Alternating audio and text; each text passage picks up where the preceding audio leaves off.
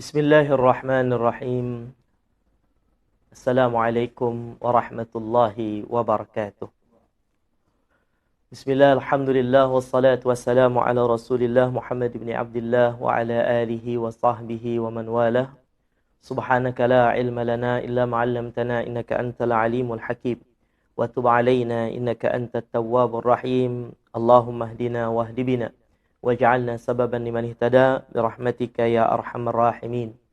Rabbi shrah li sadri wa yassir li amri wahlul 'uqdatan min lisani yafqahu qawli wala haula wala quwata illa billahil aliyil azim, amma ba'd. Apa khabar tuan-tuan dan puan-puan, ibu-ibu, ayah-ayah dan semua yang saya cintai dan kasihi kerana Allah Subhanahu wa taala di petang hari ini. Mudah-mudahan semua dalam keadaan sehat dan afiat. Kalaupun ada yang sakit di kalangan kita, semoga Allah Subhanahu wa taala berikan kesembuhan untuknya dan Allah afiatkan dia serta Allah afiatkan kita semua di dunia dan di akhirat. Amin amin ya rabbal alamin. Alhamdulillah, syukur pada Allah Subhanahu wa taala di petang hari ini tuan-puan dapat kembali kita berjumpa dalam program kita, iaitu program Tazkirah dan Tahlil Arwah, yang mana petang hari ini adalah sangat istimewa karena bertepatan dengan hari Jumaat, itu yang pertama. Yang kedua ialah kita berada di 10 Muharram ataupun kita sebut dengan hari Ashura. Subhanallah. Terkumpul kemuliaan di hari ini, kemuliaan hari Jumaat, kemuliaan hari Ashura dan kemuliaan petang hari Jumaat. Hari Jumaat tu dah hebat dah. Tapi di antara waktu yang terhebat di hari Jumaat ialah selepas asar, sebelum maghrib, macam yang kita berada sekarang ni tuan-tuan. Oleh sebab tu kita isi waktu ini dengan pelbagai ibadah lah. Yang pertama sekali menuntut ilmu, ada pengisian ilmu kita di petang hari ini. Kemudian kita ada bacaan Yasin juga. Dan nanti kita ada bacaan tahlil dan doa arwah. Jadi kita isi dengan program-program yang baik. Dan kita sama-sama berdoa. Bukan hanya berdoa untuk diri kita sahaja. Di petang hari ini kita juga akan berdoa sama untuk ahli keluarga kita yang telah meninggal dunia, insya-Allah.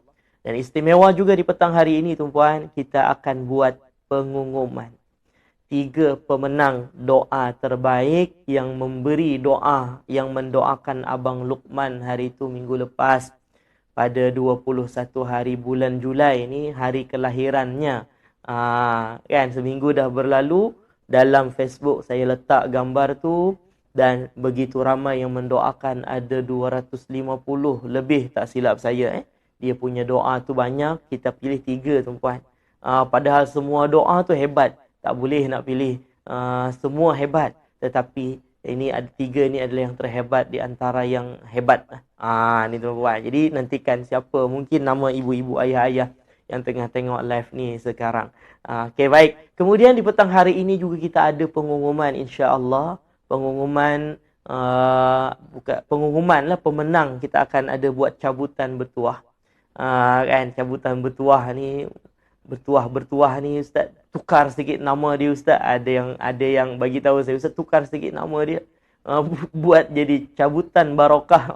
Okeylah, boleh jugalah tuan, cabutan bertuah ke barokah ke, tak apa. Yang ni kiranya hadiah lah daripada pihak Miduha Shop kepada orang-orang yang menyokong kami punya perniagaan. Jadi kita akan pilih 3 orang yang akan dapat hadiah istimewa. Apa hadiahnya ustaz? Nanti kita akan terangkan dulu. Itu nanti lepas baca manaqib ni kita akan buat pengumuman tu, insya-Allah. Jadi pengumuman tu kita akan buat dalam pukul 6.30 lebih macam itulah nanti, insya-Allah, sebelum baca Yasin. Sekarang ni kita akan sama-sama teruskan dulu tuan-puan bacaan kitab manaqib dulu. Kita sambung dulu bacaan kitab manaqib kita di petang hari ini. Manaqib Tuan Guru Syekh Ahmad Fahmi Zamzam, yang ada kitabnya. Silahkan buka bacaan kita sampai muka surat berapa Ustaz Islam? Bacaan kitab kita sampai kepada bahasan berpulang ke rahmatullah. Kisah manaqib Tuan Guru ketika ni, kisah ketika beliau meninggal dunia. Ini kisah nyata tuan-puan. Apa pentingnya baca manaqib ni ustaz? Manaqib ni apa ustaz? Manaqib ni kisah kehidupan ataupun sejarah orang soleh. Orang solehnya siapa yang dibaca petang ni Ustaz? Ni, tuan guru saya sendiri tuan, yang saya bertahun-tahun belajar dengan beliau lah. Sampai beliau meninggal dunia. Guru saya yang mendidik dan mengajar saya. Itu manaqibnya, kita baca kisah hidup beliau, mudah-mudahan menjadi motivasi untuk kita dalam kehidupan kita, menjalani kehidupan kita, boleh kita jadikan sebagai motivasi untuk kita. Kisah hidup beliau ni. Sebab apa? Nabi SAW dulu pun ketika berdakwah semasa hidup Nabi, banyak diceritakan dalam Al-Quran, dalam wahyu yang Allah turunkan kepada Nabi, banyak kisah-kisah tentang Nabi-Nabi terdahulu dan orang-orang soleh pada zaman dahulu. Dalam Quran tu ada disebutkan. Ni tuan-puan. Untuk apa? Linusabbita bihi fuadak. Supaya menguatkan hati Nabi SAW dalam kehidupan. Hidup Nabi dihabiskan untuk berdakwah supaya kuat juga. Ni macam mana dulu Nabi-Nabi berdakwah. Diceritakan kisah Nabi-Nabi dulu supaya menjadi motivasi kepada baginda Nabi Muhammad SAW. Macam itulah juga kita dalam hidup kita. Kita perlu membaca sejarah, kita perlu mendengarkan kisah-kisah orang soleh supaya kita terus bersemangat dalam menjalani hidup kita untuk menjadi lebih baik insya-Allah. Baik, di petang hari ini kita sambung lagi membaca manaqib Tuan Guru Syekh Ahmad Fahmi Zamzam. Bacaan kitab kita dah sampai kepada muka surat 66, tuan-puan. Muka surat 66 ni berita tentang kewafatan beliau. Saya ulang sikit. Jadi Tuan Guru, beliau ni sebetulnya memang ada sakit.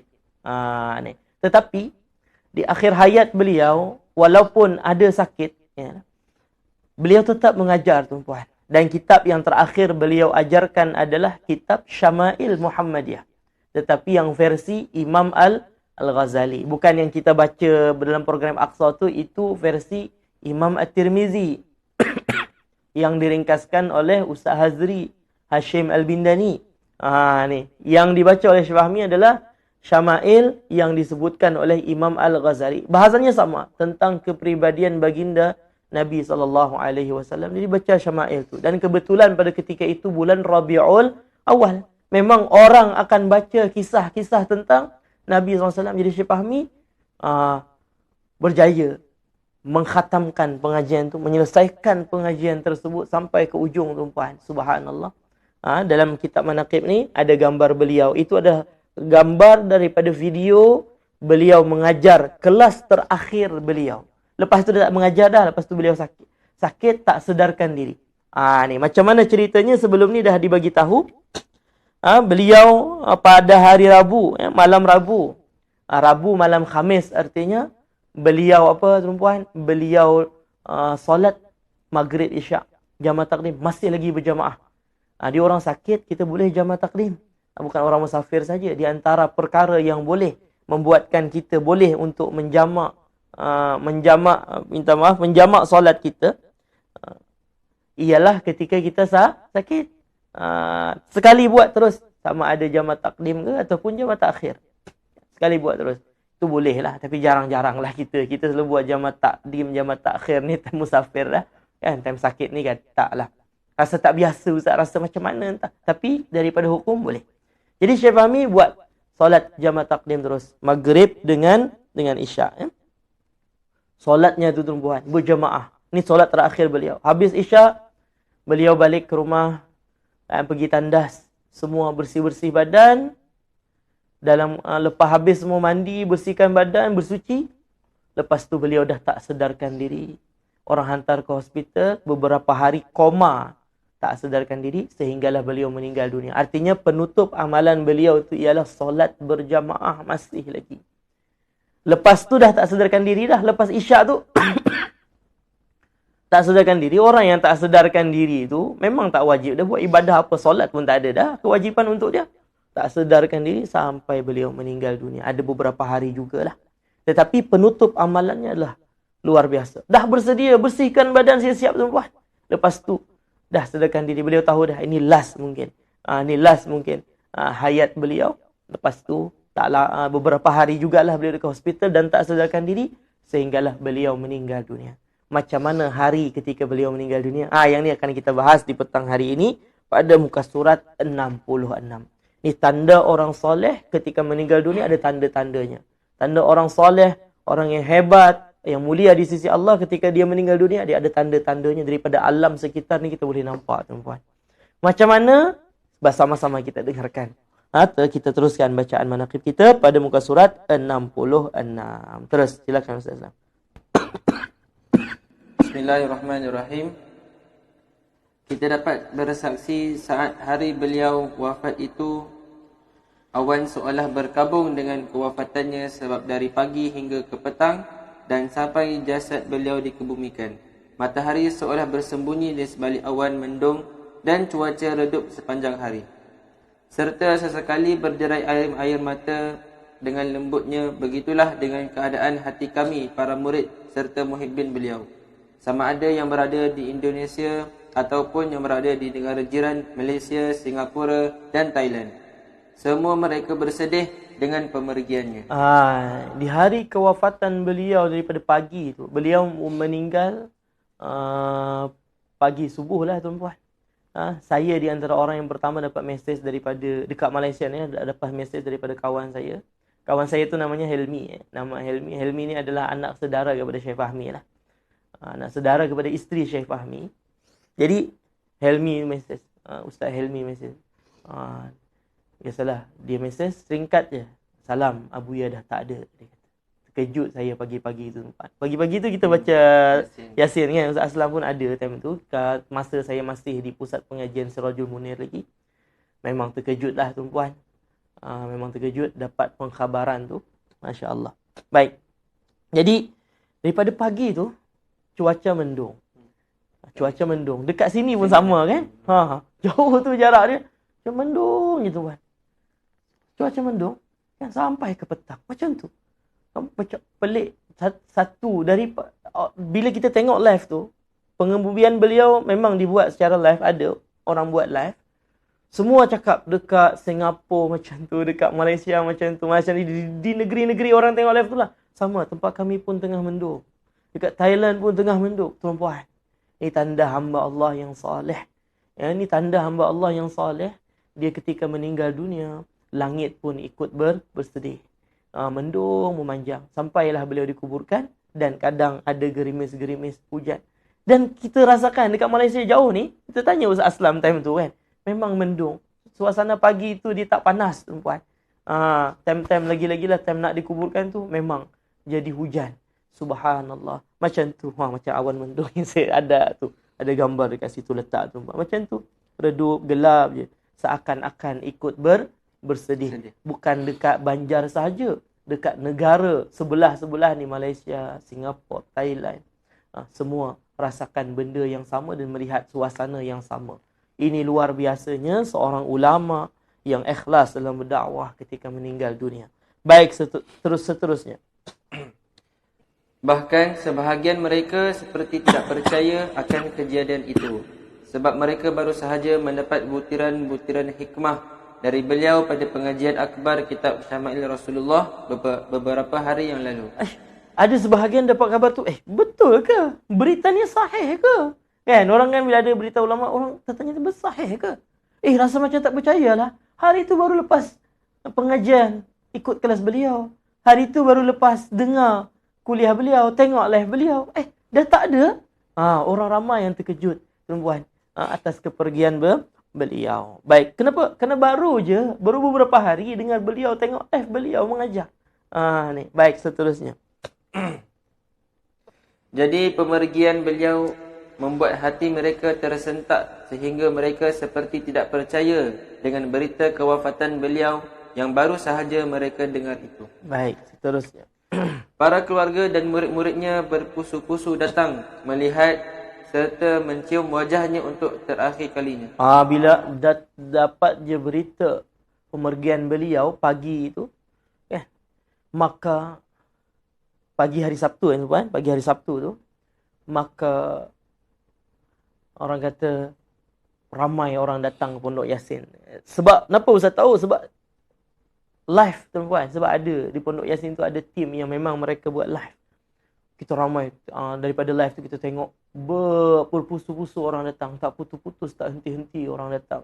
Penuh surau Pondok Yasin tu dengan orang yang nak mensolatkan, apa orang kata, membuat penghormatan terakhir, mengerjakan solat jenazah ke atas beliau, menghantarkan beliau ke kubur beliau. Penuh tuan-puan dekat Pondok Yasin tu, masya-Allah. Orang berkabung, bersedih datang untuk terakhir kalinya berjumpa dengan beliau. Baik, seterusnya. Rumah beliau di perumahan Pondok Pesantren Yasin Banjarbaru penuh sesak dengan para jemaah yang hendak mensolatkan dan menghantar beliau ke tempat rehatnya yang abadi. Maka rumah beliau di dalam pondok, tuan. Rumah beliau di dalam pondok. Dan di dalam pondok, sebelah pondok tu adalah perumahan-perumahan untuk guru-guru yang mengajar kat dalam tu, ada rumah-rumah mereka juga. Jadi maksud perumahan tu itulah perumahan guru-guru tu, sesak, penuh, ramai orang datang. Orang kata apa, membuat penghormatan kali yang terakhir, berjumpa, mensolatkan jenazah tuan guru ni. Terus. Maka pada waktu azan solat asar hari Sabtu bertarikh 30 Oktober 2021, jasad beliau dikebumikan di tempat yang sudah beliau persiapkan. Tempat tersebut berada tepat di depan rumah beliau dan berhampiran dengan Pondok Tahfiz Darul Quran Yasin Banjarbaru. Ini. Kubur beliau tak jauh, tak adalah pergi 1 jam, tak, di pondok tu juga. Dia beza, dia dekat Malaysia, dekat Indonesia kita masih boleh lagi pilih tanah kubur kita sendiri tu baik kat mana. Saya ada tanah contoh, saya nak berkubur kat depan rumah, mu boleh. Saya wasiat, tolong kuburkan saya depan rumah ni. Kat Malaysia orang tak bagi dah. Ada tempat-tempat khas kubur. Dekat Indon masih bebas lagi. Lagi-lagi lah tanah kita sendiri memang, tapi memang di Pondok Yasin tu memang ada kuburan kat sebelah depan tu.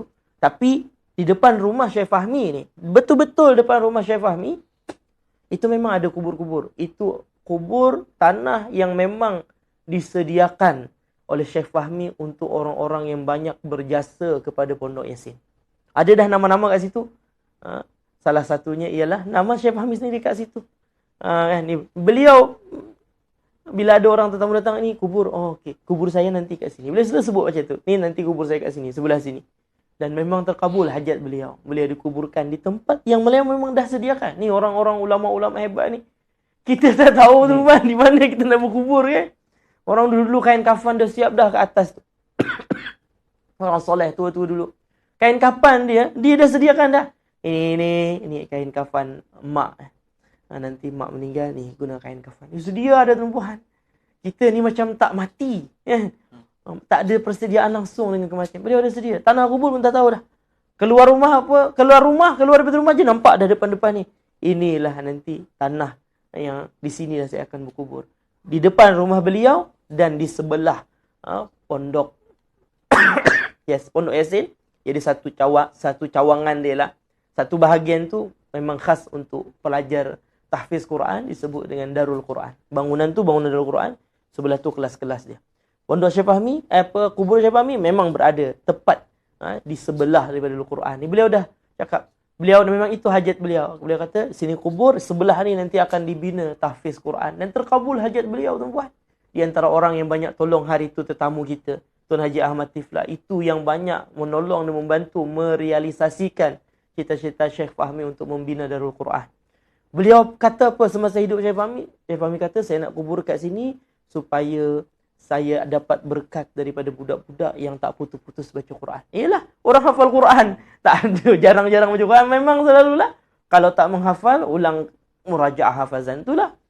Kata beliau, saya nak dekat dengan orang yang membaca Al-Quran, yang selalu baca Quran. Saya nak tak putus-putus dalam kubur nanti saya dengar bacaan Quran, kata beliau. Terkabul hajat beliau, tuan-puan. Masya Allah. Dan kubur beliau tak ada kubah. Tak tertutup. Atas tu suruh buka. Memang beliau tak bagi tutup. Kenapa? Supaya air hujan, kata Syekh Fahmi, terus nanti terkena kat kubur saya sebab air hujan tu berkat. Dia kata. Tak ada kubah. Tapi kat sebelah tu ada bumbung. Di kawasan kubur tu tak ada bumbung. Tapi sebelah kubur tu ada bumbung. Untuk orang yang ziarah ada bumbung. Tapi untuk kubur tadi memang biarlah air hujan terus terkena dekat kubur tadi. Sebab apa? Air hujan tu berkat. Boleh dapat mungkin dapat apa-apa rahmat daripada Allah, daripada air hujan yang terkena kat kubur tadi. Jadi kita ni tuan-puan dekat kampung-kampung jangan pandai-pandai pula kan. Tanah wakaf kubur tu. Lepas tu dia bina pula bangunan, ambil 2-3 Mungkin ada 10 orang boleh berkubur lagi kat sebelah-sebelah tu. Saja dia nak bina kubah untuk kubur mak dia contohnya, buat benda yang haram tu. Bina kubur tu tak ada masalah sebab bina di atas tanah wakaf tu. Kalau tanah sendiri tak apalah. Tak apa lagi. Tanah wakaf dibina pula besar-besar sampai mengambil hak orang lain. Patut boleh ada 5-6 orang lagi boleh berkubur kat sebelah tu dengan sebab dia simen lah apalah semua. Jangan macam tu tuan-tuan. Saya fahami kubur bila macam tu je. Adalah batu nisan semua tu memang ada. Cuma tak ada bumbung, tak ada binaan yang megah-megah, tak ada binaan yang cantik-cantik. Macam tu je. Biar air hujan terus turun ke kubur saya. Itu pesan beliau semasa hidup beliau. Subhanallah. Itu Syekh Fahmi. Jadi kubur beliau dekat dengan madrasah tahfiz di Pondok Yasin tu, Darul Quran tu. Memang itulah niat dan hajat beliau semasa beliau masih hidup. Wallahu a'lam bisawab. Itulah sedikit kisah daripada Syekh Fahmi yang kita baca di petang hari ini, insya-Allah. Oh, last ni doa je Ustaz Sam, tak ada pembahasan apa-apa. Baca je lah terus. Tak apalah. Dah lewat dah. Nanti doa ni pun perlu diterangkan juga. Tak apa tuan-puan. Kita dah lewat. Nanti lewat sangat. Kita nak buka puasa. Kami nak buka puasa dekat surau hari ni tuan-puan. Kalau boleh berhenti awal, berhenti awal lah sikit kan. Kita semua puasa Ashura ni. Baik ibu-ibu ayah semua, setakat tu dulu kisah bacaan manaqib kita tentang Tuan Guru Syekh Ahmad Fahmi Zamzam, insya-Allah. Mudah-mudahan kita dapat mengambil pengajaran daripada kisah tersebut. Di antaranya dari mudah-mudahan kita termasuk di kalangan mereka yang bersedia, sentiasa bersedia menghadapi kematian. Dapat kita bersuci di akhir hayat kita tuan-puan. Dapat membersihkan diri, tak tinggal solat di akhir hayat kita. Amin amin ya rabbal alamin. Mudah-mudahan dengan berkat membaca kisah manaqib Tuan Guru Syekh Ahmad Fahmi Zamzam, Allah kurniakan kepada kita husnul khatimah seperti Allah kurniakan kepada beliau husnul khatimah. Amin amin ya rabbal alamin.